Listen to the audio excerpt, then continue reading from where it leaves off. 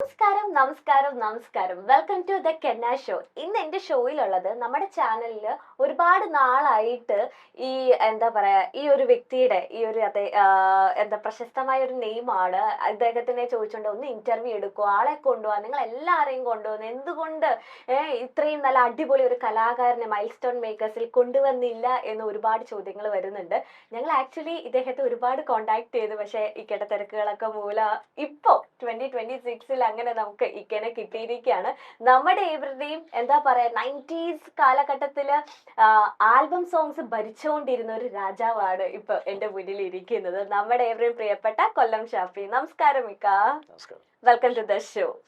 ഇക്ക ലാസ്റ്റ് അങ്ങനെ mile stone മേക്കേഴ്സിൽ വന്നു. ഞങ്ങൾക്ക് ഒരുപാട് DMs ഒക്കെ വരാറുണ്ട്, ലൈക്ക് മ്യൂസീഷ്യൻസ് റിലേറ്റഡ് ഇന്റർവ്യൂസ് എടുക്കുമ്പോൾ എന്തുകൊണ്ട് കൊല്ലം ഷാഫിനെ വിളിക്കുന്നില്ല, ഇക്കനെ കൊണ്ടുവരൂ മലബാർ സൈഡിൽ നിന്നും അല്ലെങ്കിൽ നമ്മുടെ കൊച്ചിയിൽ നിന്നും ഒക്കെ.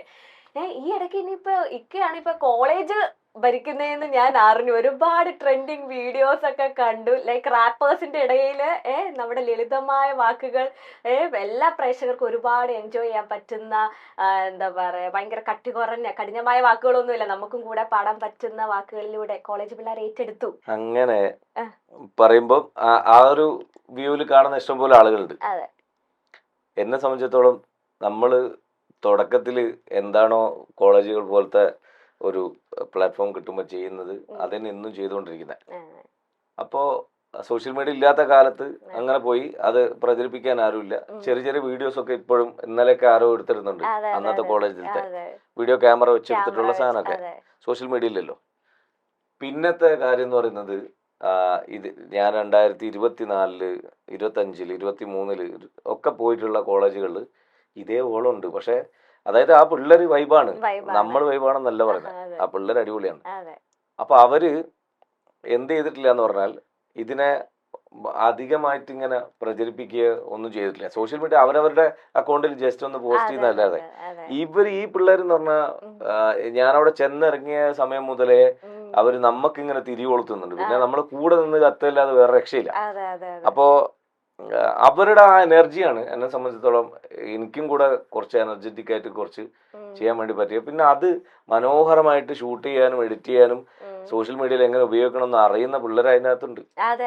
അതിന്റെ ഒരു കാരണം കൊണ്ട് അതങ്ങനെ ഒരു ചർച്ച പോലെ പോയി എന്നുള്ളൂ. എനിക്ക് തോന്നുന്നു ഇക്കയുടെ വിജയ് എന്ന് പറഞ്ഞിട്ടുണ്ടെങ്കിൽ വിജയം എന്ന് പറഞ്ഞിട്ടുണ്ടെങ്കിൽ റിപ്പീറ്റ് മോഡായിട്ടാണ് ഇക്കയുടെ ഓരോ പാട്ടുകളും നമ്മൾ കേട്ടോണ്ടിരിക്കുന്നത്. ചില സമയത്ത് നമ്മളിങ്ങനെ കാറി പോകുമ്പോൾ ബോറടിച്ചാൽ ഇപ്പോഴും ഞങ്ങളും കേട്ടിട്ടുണ്ട് ഇക്കയുടെ ഒരുപാട് പാട്ടുകൾ. നല്ല രസം, ഒരു വൈബാണ് നമുക്ക് കാറിൽ പോകുമ്പോൾ, അല്ലെങ്കിൽ ഗെറ്റ് ടുഗദർ ആയിക്കോട്ടെ, നമ്മുടെ ഫാമിലി ഫംഗ്ഷൻ ആയിക്കോട്ടെ, ഇപ്പൊ ഇക്കയുടെ പ്രണയം ആയിക്കോട്ടെ, എല്ലാം എൻജോയ് ചെയ്യാൻ പറ്റുന്നതാണ്. അതാണ് ഇക്കയുടെ ഏറ്റവും വിജയം. കാരണം ഇപ്പൊ ഇക്കയ്ക്ക് കോളേജിൽ തന്നെ പോകുമ്പോൾ അറിയാൻ പറ്റും പിള്ളേരുടെ ചുണ്ടുകളിൽ ആ വരികൾ ഉണ്ടാവും. അതെ, ബൈഹാർട്ടാണ്. അതെ അതെ, അതൊരു ഇക്കയുടെ ഒരു ഭയങ്കര ഒരു വിജയമായിട്ടാണ്. ഒരു കാര്യം ഞാൻ നേരത്തെ പറഞ്ഞെടുത്ത് തന്നെ നമുക്കൊന്നും കൂടെ പറയാനുള്ളത്, അതായത് ഞാൻ ജീവിച്ചു വളർന്ന സാഹചര്യം എല്ലാവർക്കും പല ഹാർഡ് വർക്ക് ചെയ്ത് ഡെഡിക്കേറ്റഡ് ആയി വന്നിട്ടുള്ള നിലനിൽക്കുന്ന ജനങ്ങൾക്ക് പ്രിയപ്പെട്ട എല്ലാ ആൾക്കാർക്കും പറയാനുള്ളത് പോലെ തന്നെ വളരെ കഷ്ടപ്പാടിൽ നിന്ന് വന്നൊരു മനുഷ്യനെയാണ്. നമുക്കൊരു ഈ പറഞ്ഞ മാതിരി നെപ്പോ കിഡ്സ് പരിപാടിയൊന്നുമില്ല. നമുക്ക് മുമ്പേ നമ്മളെ ബാപ്പ ഭയങ്കര പിന്നെ നടനായിരുന്നു, സംഗീതജ്ഞനായിരുന്നു, അല്ലെങ്കിൽ പാട്ടുകാരനായിരുന്നു, അതൊന്നും അവകാശപ്പെടാനില്ല. നമ്മള് ഈ വരിപ്പഴുപ്പിന് വേണ്ടി ജീവിതം നിലനിർത്താൻ വേണ്ടി അന്ന് അതൊരു പാഷനായതുകൊണ്ട് സ്വപ്നം കണ്ടുകൊണ്ടും ഇത്രേ പോകുന്ന കഴിവിനെ വലുതാക്കാൻ ഹാർഡ് വർക്ക് ചെയ്ത് കഷ്ടപ്പെട്ട് വരികയാണ്. അപ്പൊ നമ്മൾ മനുഷ്യന്മാർക്ക് വേണ്ടി, അതായത് മനുഷ്യന്റെ ഈ സാധാരണക്കാരന് അനുഭവിക്കുന്ന കാര്യങ്ങൾക്ക് വേണ്ടി പാട്ട് എഴുതണം എന്നെനിക്ക് തോന്നി. ഒരു ഉദാഹരണം പറയാം. പാട്ടായ കഥ എന്ന് പറഞ്ഞിട്ട് ഞാൻ എൻ്റെ ചാനലിൽ ഒരു സാധനം ചെയ്യാറുണ്ട്. ഒരു എപ്പിസോഡ് ചെയ്തിട്ടുള്ളൂ, ഇനി ചെയ്യാനുണ്ട്. അപ്പൊ അതിനകത്ത് ഞാൻ പറഞ്ഞേ, ഇപ്പം നിന്നെ എനിക്ക് ഇഷ്ടമാണ് ദിൽറുബ എന്ന് പറഞ്ഞൊരു പാട്ടുണ്ട്. എൻ്റെ അടുത്ത് എൻ്റെ ചങ്ങായി ഭയങ്കര സങ്കടകരമായി പറയാടാ, 3-4 ദിവസമായി ഞാൻ ബസ് സ്റ്റോപ്പിനടുത്ത് പോയി നിന്നിട്ട് ഇടക്ക് അവളിന്റെ ഓട്ടോറിക്ഷ കയറലുണ്ട്. എന്റെ കൂടെ ഓട്ടോറിക്ഷ ഓടിച്ചാണ്, ഞാൻ പേര് പറയുന്നില്ല, അവന് മനസ്സിലാവും. അപ്പോ അവൻ അവളെ തന്നെ കെട്ടിയേ, അതും കൂടെ പറഞ്ഞുതരാം. അപ്പൊ നമ്മക്കാ കിട്ടാത്തുള്ളൂ. അപ്പോ ഇവ എന്നോട് പറയാ, ഇഷ്ടാണെന്ന് പറയണം, നീ എങ്ങനെങ്കിലും. ഞാൻ പണ്ട് എന്റെ സുഹൃത്തുക്കൾക്ക് ലവ് ലെറ്റർ എഴുതിക്കുള്ളൂ. കൈയക്ഷരം വലിയ ഗുണമില്ല, പക്ഷെ അക്ഷരത്തെറ്റില്ലാതെ എഴുതാനും ഇച്ചിരിയൊക്കെ അവിടുന്ന് ഇവിടുന്ന് കേട്ടും വായിച്ചുള്ള അറിവുകൊണ്ട് അത്യാവശ്യം സാഹിത്യവൽക്കരിച്ച് ചെയ്താലൊക്കെ ശ്രമം നടത്തും, നാടൻ സാഹിത്യം. അപ്പോ പെട്ടെന്ന് വീഴ്ത്താനുള്ള കുറച്ച് വാക്കുകൾ എഴുതാം.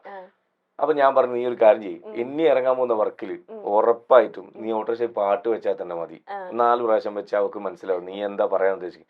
നിന്നെ എനിക്കിഷ്ടമാണ് ദിൽറുബാ, എന്നും എന്റെ സ്വപ്നമാണ് ദിൽറുബാ, എന്നുയിരായി പൊന്നഴകായി ഇനി എന്നും കൂടാൻ വാ.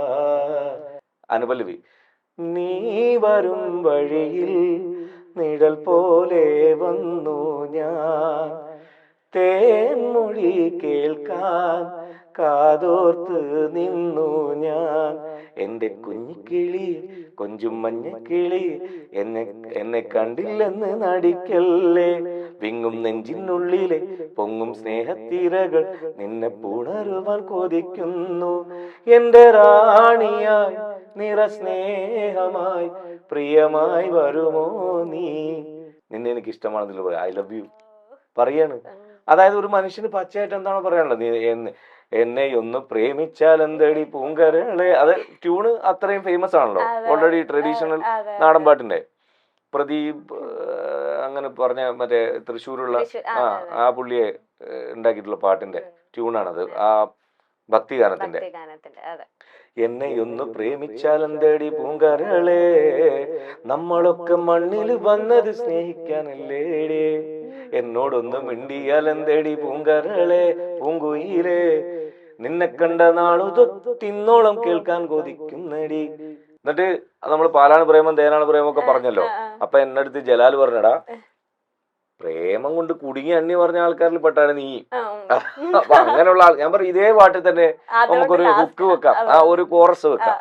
പ്രേമിച്ചോരെല്ലാം നാശത്തിലാണ്, പ്രേമം വിഷക്കനിയാണ്. ഇതൊക്കെ ഉദാഹരണം ഞാൻ പറയാൻ കാരണം പാട്ടുകൾ നിലനിൽക്കുന്നത് ഇതുകൊണ്ടാണ്.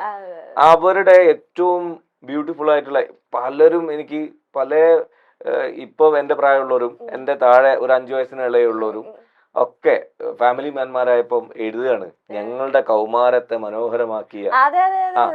കാരണം അവര് എന്തൊക്കെ പറയാൻ ആഗ്രഹിച്ചു അവരെ പ്രതിനിധിയായി നിന്നുകൊണ്ട് പ്രണയിച്ച് തോറ്റുപോയവനക്ക് വേണ്ടി ഞാൻ പാട്ട് എഴുതി. ഒറ്റ വാക്കിൽ ഞാൻ പറഞ്ഞോട്ടെ പെണ്ണേ, ഒരു നാളും ഞാൻ മറക്കില്ല നിന്നെ. എന്റെ ഒരു സ്നേഹിതം പച്ച കുത്തിയിരുന്നു, അവളെ പേര് നെഞ്ചത്ത്.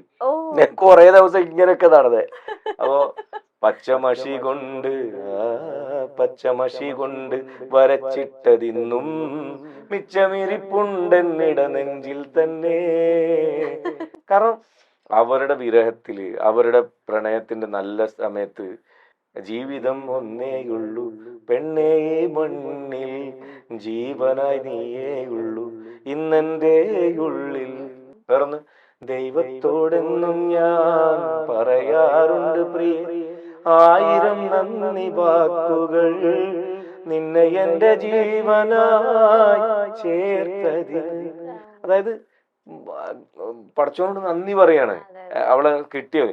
കിട്ടാത്തവനെ ഇനിയും ഒരു പ്രണയം, അതിനിയും ഒരു ജന്മം ഞാൻ കൊതിക്കുന്നു, കരളെ കാത്തിരിക്കുന്നു, നിന്നെ ഓർത്തിരിക്കുന്നു. അനുരാഗ നാളുകളിൽ ആദ്യത്തെ കുളിർമഴയിൽ നാവന്നു നനഞ്ഞു നിന്നില്ലേ, തമ്മിൽ പിരിയാതെ പുണർന്നു നിന്നില്ലേ അഴകേ, ഇനി ആ സംഗമം ഏതു ജന്മത്തിൽ. ഇനി പ്രവാസ ലോകത്തേക്ക് പോയവന്, ഞാൻ ഇന്നും ഗൾഫിലാണളിയ, ഈ ഗാനം മൂളി ഞാൻ ഇന്നീ നാട്ടിലാണളിയ, ഈ ഭാരം പേറി ഞാൻ ഇന്നീ കൂട്ടിലാണളിയ. ഇവൻ ഉരുകിയെരിയും ഒരു കനല്, ഇതളുതിർന്നു പഴകിയൊരു മലര്, ഇനി ഇതിലെ എവിടെയൊരു തണല്, ഇണതുണയിലരികിലൊരു നിഴല്.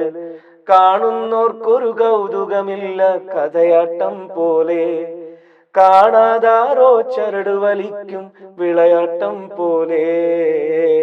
കാലങ്ങൾ ഒരുപാട് കൊഴിഞ്ഞു പോയി കൊഴിഞ്ഞു പോയി, നാട്ടിൽ പല പെരുന്നാളും കഴിഞ്ഞു പോയി കഴിഞ്ഞു പോയി, ഞാൻ ഇന്നും ഗൾഫിലാണളിയ, ഈ ഗാനം മൂളി ഞാൻ അനുഭവിച്ചിട്ടുള്ളതാണ്. അതെ അതെ എന്നിട്ട് അവർക്ക് വേണ്ടി പ്രാർത്ഥന. ആ. അല്ലാഹ് ഖൈർ ചെയ്യട്ടെ, ഒട്ടകമേട്ടിൽ സ്വപ്നമൊരുക്കും പ്രിയ സോദരർക്ക് അല്ലാഹ് ഖൈർ ചെയ്യട്ടെ. നമുക്ക് വേണ്ടി ഇത്രയും ത്യാഗോജ്വലമായി ജീവിക്കുന്ന, നാടിനു വേണ്ടി കുടുംബത്തിന് വേണ്ടിയൊക്കെ സ്വന്തം സ്വപ്നങ്ങൾ ത്യജിച്ചുകൊണ്ട് ജീവിക്കുന്ന ഒരുപാട് നല്ല മനുഷ്യന്മാരുള്ള അതെ ആണ് അതെ പ്രവാസ ലോകത്ത്. അതെ അപ്പൊ അവർക്ക് വേണ്ടി, അപ്പൊ ഈ മനുഷ്യരിൽ അധ്വാനിക്കുന്നതിന് വേണ്ടി, ഫ്രണ്ട്ഷിപ്പ് കൊണ്ടുനടക്കുന്ന ആൾക്കാർക്ക് വേണ്ടി, അതുപോലെ ഭക്തി അത് ഇഷ്ടപ്പെടുന്ന ആളുകൾക്ക് വേണ്ടിയിട്ട് അവരെ പ്രൊമോട്ട് ചെയ്യാനും അവരെ തൃപ്തിപ്പെടുത്താനും അതിലൂടെ ആ പാട്ടിലൂടെ അവർക്ക് ദൈവത്തോട് പറയാനുള്ള കാര്യങ്ങൾ പറയാനുള്ള, ഇങ്ങനെ കാറ്റഗറൈസ് ചെയ്ത് നോക്കിയാൽ കുറേ വിഷയങ്ങളെ, ചരിത്രപരമായ ഒരുപാട് വിഷയങ്ങൾ എനിക്ക് എൻ്റെ അറിവിന്റെ പരിമിതിയിലുള്ള എല്ലാം ഞാൻ സമർപ്പിച്ചിട്ടുണ്ട്. ഓക്കെ അതുകൊണ്ട് എല്ലാ കാറ്റഗറിയിലുള്ള ആസ്വാദകരും നമ്മളെ നിലനിർത്തി എന്നുള്ളതാണ്. ഇത് ഇത്തിരി അധികം പറഞ്ഞു പോയെങ്കിലും ഇതൊന്നും പാടാതെ പറയാതെ എനിക്കിത് അടയാളപ്പെടുത്താൻ പറ്റും, അതെ അതെ ഓഡിയൻസിന് മനസ്സിലാവില്ല. അതെ സത്യം. ഇപ്പൊ ഈ ഫ്രണ്ട്സിനൊക്കെ വേണ്ടി ഒരുപാട് പ്രണയ പാട്ടുകൾ എഴുതി സഹായിച്ചു. ഇപ്പൊ മകന് 18 വയസ്സ് കഴിഞ്ഞു. 18അല്ല, 22ാമത്തെ അയ്യോ സോറി 22ാം വയസ്സ് കഴിഞ്ഞു. 18ാം വയസ്സിൽ മകന് വണ്ടി മേടിച്ചു കൊടുത്തു. ബർത്ത്ഡേക്ക് എനിക്ക് വൈഫ് വന്ന ആദ്യത്തെ സമ്മാനാണ്. അപ്പൊ മകൻ ഇപ്പൊ സന്തൂർ ഡാഡി എന്നും കൂടെ ഒരു ടാഗ് ലൈൻ വന്നപ്പോ മകൻ ഇങ്ങനെ വന്ന് പറയും, ഉപ്പ എനിക്ക് ഈ ഒരു ആളെ വളക്കണം, ഒരു എല്ലാരെയും സഹായിച്ചു, അന്ന് എനിക്ക് വേണ്ടി 2 പാട്ട്. അവൻ ക്രിസ്ത്യൻ കോളേജിലെ കോഴിക്കോട് +1 +2 പഠിക്കുന്നത്. ഓക്കെ ആ സമയത്ത് കുറെ ഈ പറഞ്ഞ നമ്മളെ അതിനെന്തോ പറയല്ലോ, ഈ നൈമിഷികമായി ഉണ്ടായി പെട്ടെന്ന് ഇല്ലാണ്ടായി ആ പ്രണയത്തിന് എന്തോന്ന് പറയല്ലോ, പെട്ടെന്ന് വന്ന് ഇല്ലാണ്ടായി പോകുന്ന എന്തോ ഒരു സാധനം, അതിന്റെ ഇംഗ്ലീഷ് എനിക്കറിയില്ല. അപ്പൊ അങ്ങനെ വന്നു പോയാല് എന്നിട്ട് ബ്രേക്കപ്പ് ആവും. ആള് ഭയങ്കര ടെൻഷൻ അടിച്ച്, എന്റെ പ്രായത്തിൽ ഞാൻ ഉരുകിയെടുത്തുനിന്ന് ഞാൻ ഇവനെ കണ്ട് ചിരിക്കുക ചെയ്യാം, നിങ്ങൾ മിണ്ടാണ്ട് പോട് എന്നൊക്കെ പറയും. അപ്പൊ ഞാൻ മനസ്സിലാക്കും എന്തോന്ന് പറ്റി. അപ്പൊ അതൊക്കെ ഞാൻ സമാധാനിപ്പിക്കും, എന്റെ മോനെ ഇതിനേക്കാളും നല്ല അങ്ങനെ ഇങ്ങനെ അങ്ങനെ ഓള് തേച്ചിട്ട് പോയി എന്നൊക്കെ പറഞ്ഞ് ചില സ്റ്റാറ്റസ് ഒക്കെ ഇട്ടു പുള്ളി. അത് കഴിഞ്ഞ് ഇവൻ കഴിഞ്ഞ വർഷം ഒരു പെരുന്നാൾ കിളി എന്ന് പറഞ്ഞ, പെരുന്നാൾ ചിരി എന്ന് പറഞ്ഞാൽ നമ്മളൊരു വർക്ക് ചെയ്യുന്നുണ്ട്. ആ വർക്കിന്റെ ഡയറക്ഷൻ ഇവനാണ്. അവൻ ഇവിടെ കൊച്ചിയില് വിഫ്റ്റില് കോഴ്സ് കഴിഞ്ഞിട്ടുള്ളതാണ്. അപ്പൊ അസിസ്റ്റന്റ് ഡയറക്ടറായി ഇപ്പം വള എന്ന് പറഞ്ഞ പടത്തിൽ വർക്ക് ചെയ്തു. കുറച്ച് ഇൻഡിവിജ്വൽ ആയിട്ട് കുറച്ച് ആഡ്സ് ഒക്കെ ചെയ്തുകൊണ്ടിരിക്കുന്നു, ഡോക്യുമെന്ററി ഒക്കെ ചെയ്യുന്നു. മിടുക്കനാണ്, ക്യാമറ എഡിറ്റിംഗ് എല്ലാം അറിയാം, ഡയറക്ഷനും അറിയാം.